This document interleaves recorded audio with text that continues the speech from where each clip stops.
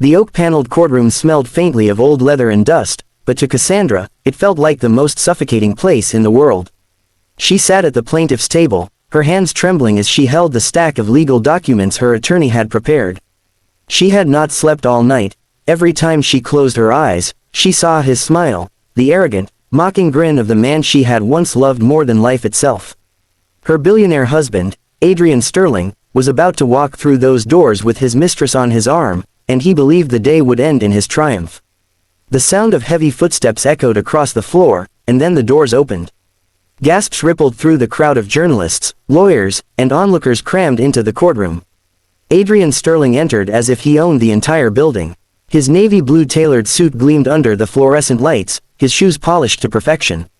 On his arm clung Veronica Hayes, the woman Cassandra once considered a friend, the woman who had stolen her husband and flaunted it without shame.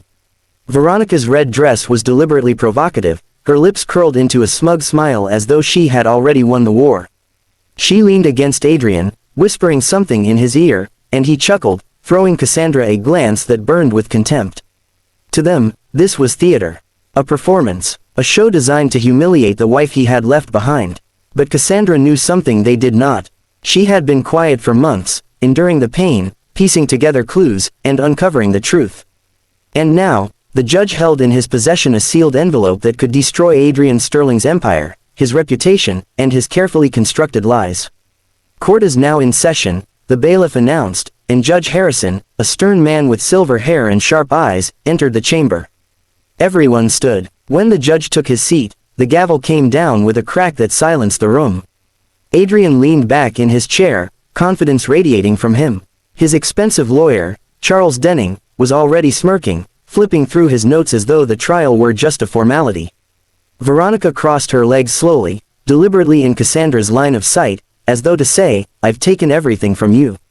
Cassandra inhaled deeply, trying to steady her heartbeat. Her lawyer, Margaret Lewis, placed a reassuring hand on her shoulder. "Stay calm," Margaret whispered. "We've got this. Just let the evidence speak." The proceedings began. Adrian's lawyer painted him as a generous husband, a misunderstood man who had supported Cassandra for years until she became, in his words, unreasonable, vindictive, and greedy. Charles Denning's words dripped with poison, portraying Cassandra as a bitter woman seeking revenge after her husband moved on, with a woman who truly loved him. Adrian grinned through it all, occasionally reaching for Veronica's hand and kissing it for dramatic effect.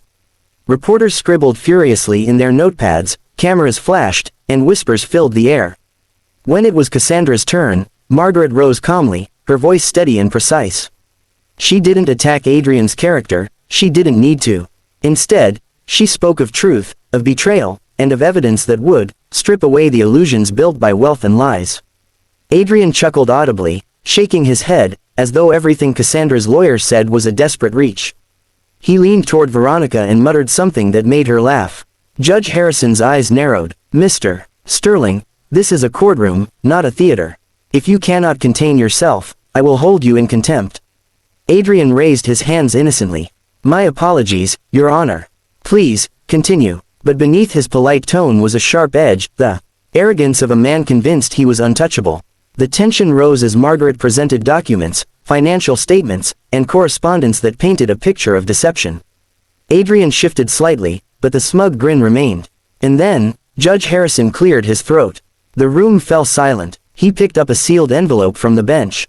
"Before we proceed further, this court has received the results of a DNA test requested in this case." Adrian froze. For the first time, his smile faltered. Cassandra's heart pounded so hard she thought it might burst from her chest. Veronica's hand slipped from his, her face draining of color. The judge continued, his voice like iron. "The DNA results pertain to the child in question. Mr. Sterling, you insisted publicly and legally that young Daniel, whom you have denied fathering, is not your biological son. You brought this court into disrepute by mocking the claim and humiliating Mrs. Sterling. But the results speak otherwise." A collective gasp filled the courtroom. Adrian's lawyer's smirk disappeared in an instant. Cassandra sat straighter, her eyes fixed on the man she had once called her husband. Judge Harrison's gaze was unrelenting.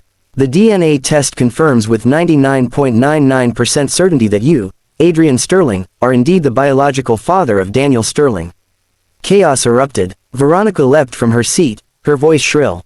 What? That's impossible. He told me. He swore to me. She turned to Adrian, clawing at his arm. You told me the child wasn't his.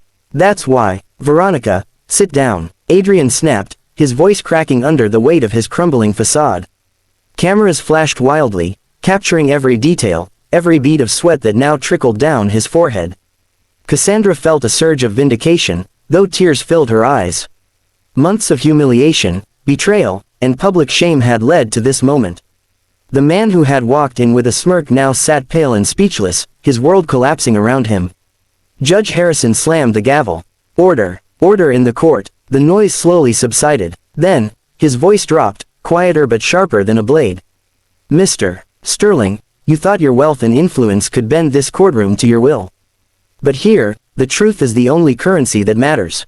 And today, the truth has caught up to you. Adrian clenched his fists, staring straight ahead, his jaw tight.